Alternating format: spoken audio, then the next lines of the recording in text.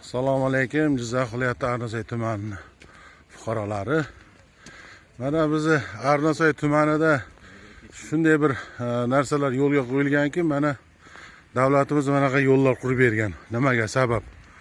Har kuni ertalab 70 yoshdan 70 yoshgacha, 7 yoshdan 70 yoshgacha mana shunday mashq qilib yuradi-da. Sog'lom bo'laylik deb piyodalar yo'l qo'yilgan. Mana biz ham qo'ldan kelgancha yurib, mashqlar qilib, tong saharda toza havodan bahramand bo'lyapmiz. Mana ko'rib turganingizdek, mana yonboshlar, maysalar zo'r. Piyodalar yo'llarga mana hamma yuruvdi Arnasoyda. Gap yo'q. Hamma sharoit bor. Mana ayollar ham yuryapti. Endi yuzini ko'rsatmaymiz. Ayollar o'tib ketdi. Endi ayollar yuzini ko'rsatmadik. Arnasoyda hamma yurishda. Gap yo'q. Toza havo.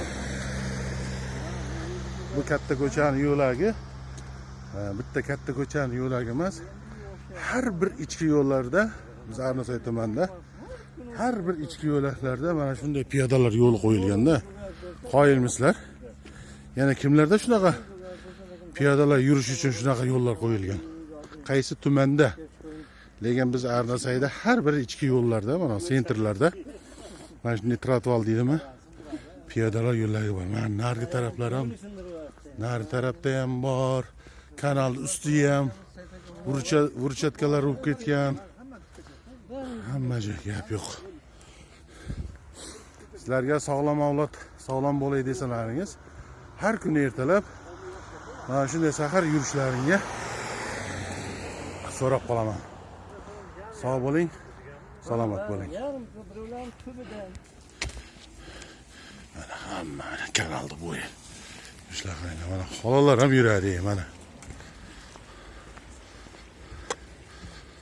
Sog'lik. Mana.